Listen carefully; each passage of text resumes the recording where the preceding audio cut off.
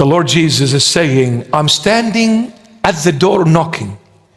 He who hears my voice, opens the door, I will enter and dine with him, and he with me.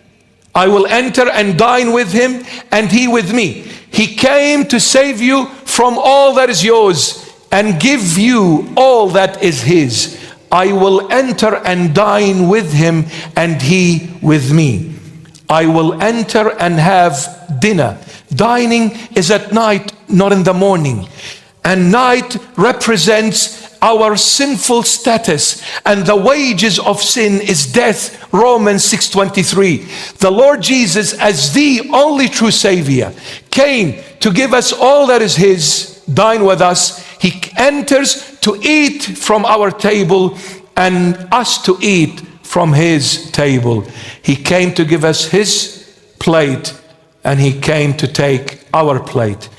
He ate from our plate. Those who opened the door to him, he entered at night time in our sinful status. While we were sinners, God loved the entire world, that he gave his only begotten Son, so that whoever believeth in him shall not perish but have everlasting life.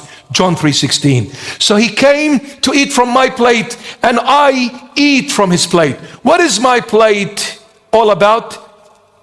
Lust, pride, bigotry, envy, jealousy, hatred, division, murder, filth, all the ugly things.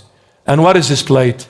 Love, humility, light, purity, holiness, kindness, perfection, and the likes.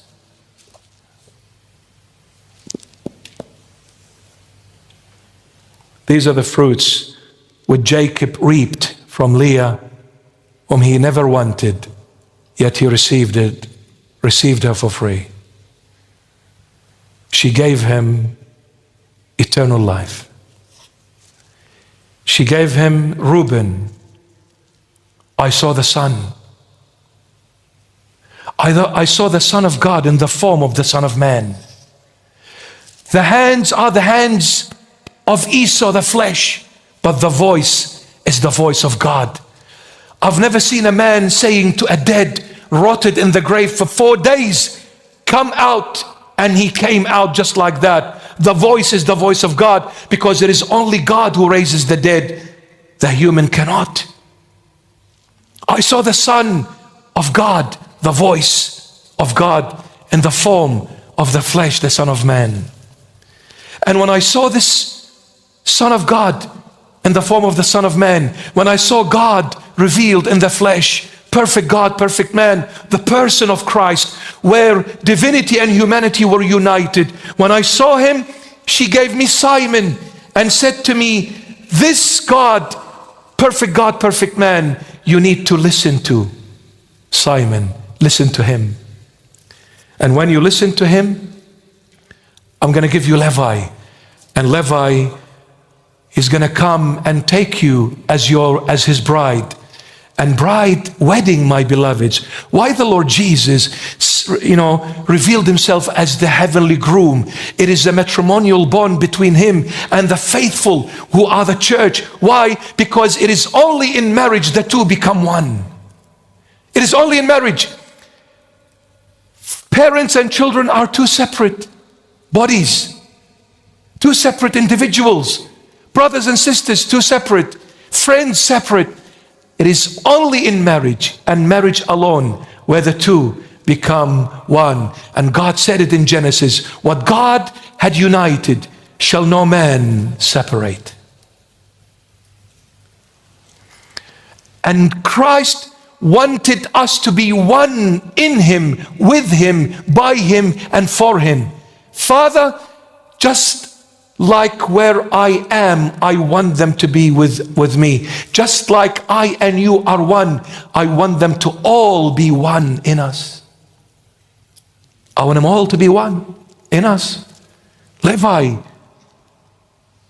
we are united in a matrimonial, holy matrimonial bond where God and man become one, united, just like in marriage. And when you are united in Christ, when you are submitted to Christ's commandments, when you submit to Him, when you make Him your King, when you make Him your Lord, when you make Him your God, Leah gave us Judah, the fourth son, salvation. Salvation is only made possible when we are united in Christ. These are the fruits of eternity, Leah, which is a weak vision. So many people can't see this, don't wish to see this. They don't want to go and fix their vision in order to see that what really matters and what truly lasts and what truly is mine forever is eternal life, not this temporal realm, which is vanity of all vanities. I went and I had fun with my friends till 3 o'clock in the morning. We drank alcohol, we took drugs, we gambled, we had fun with men and women, and we did everything under the sun. And at the end, let me ask you, my son and my daughter, where are you now? I'm lost, I'm ruined, I'm destroyed. I don't know who I am. I don't know where I am anymore. I don't know. I feel so lost, so empty, so disorientated. I want to end this miserable life. Yes, of course. Why? Because you chased something that was never yours. You forgot about God. You forgot about Leah. He didn't want to marry Leah for free. How many hundreds and thousands of dollars we give to see a Hollywood singer in a stadium, yet coming to churches for free. In this church, we don't take that little plate around. I don't force you to put money. The box is outside the church, not inside. It is outside the church. It is entirely up to you if you wish to put something in that box or not, because Christ did not die, buried, and rose from the dead for you to give Him money. He did it for you to give Him your heart, not your pocket. The pocket, He's dealt with it long time ago. Before creating you, He put the gold in the heart of the earth and the precious pearls in the heart of the seas and the oceans. He doesn't need your money, He needs your heart. That's what He died for.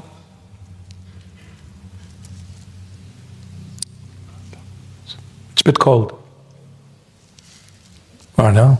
I normally sweat when I'm preaching, and especially when I'm screaming, but I still feel there's a bit of a cold breeze. Don't focus on the temporal realm and forget about who you belong to. I beg everyone that is present in this holy church and everyone who's listening, if you are living close by to this church, don't ever say, I'm too tired to come. You're not coming for the bishop. For God's sake, you're not coming for nobody. You're coming for the Lord. And isn't the Lord worthy of your little tiny sacrifice, which I should be ashamed even to mention it? What He's done for me, when will I ever be able to repay Him back? Never. He gave His life up for me and you. That life is so expensive, no one can afford it. But the least we could do for the Lord is honor and respect what He's done by coming to His holy house, the church, and saying, Lord, I love you. That's why I chose willingly and freely to come to your house. I chose. I wasn't dragged by force. I wanted to come. I want to be with you. I want to hear your voice. The voice is the voice of God, but the flesh is of a human. This bishop is a human being, but this voice is not the bishop's, it's God's speaking through the flesh. Please.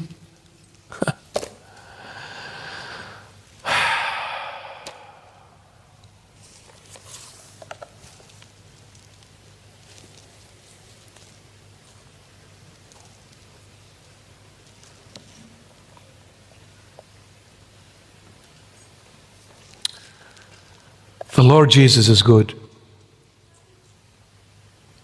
And the only one who is good is God. Because He is God.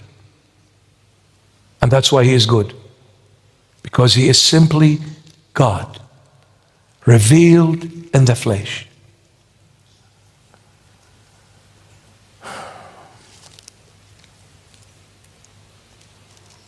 I beg you, my son and my daughter. Doesn't matter what your age is. Even if you're 100 years old, you're my son and you're my daughter in Christ. If you're a teenager, if you are in your 20s, in your 30s, in your 40s, 50s, and so on, may God bless you all and give you a very long and blessed life here on earth. But I beg you, whatever you do, take the Lord Jesus with you. And don't take the Lord where it is dark.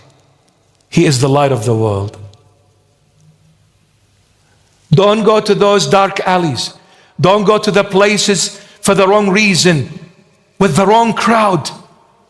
Don't go to places where they will take you away from Christ.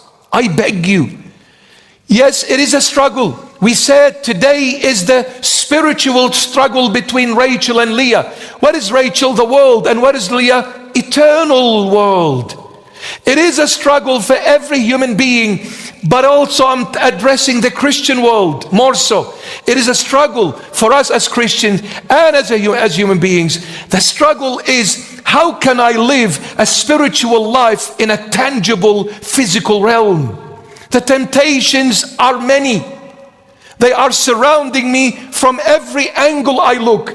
I turn here, there is the social media platforms. I go out, there is people. I come in, there is family members. I be silent, there is the head that never goes silent on me. The thoughts are haunting me. People around me are haunting me. Social media haunting me. The world haunting me. I don't know what to do. Lord, I'm struggling.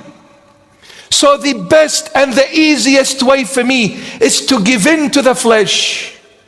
It's a lot easier to live in the flesh than to live in the spirit. And some people fall short. They stop halfway. Don't. No matter how many times you fall, my son, no matter how many times you go astray, my daughter, come back. Christ is still opening His arms wide and far stretched, just waiting to embrace you once again. No matter how sinful you are, one little tiny drop of His precious blood can wipe away the sins of not yours only, the entire world. The entire world. The entire world. There is nothing that can stand in Christ's way. Nothing. He is God, and God does the impossible. And the Lord said it. What is impossible to you, men, it is possible to me because I'm God.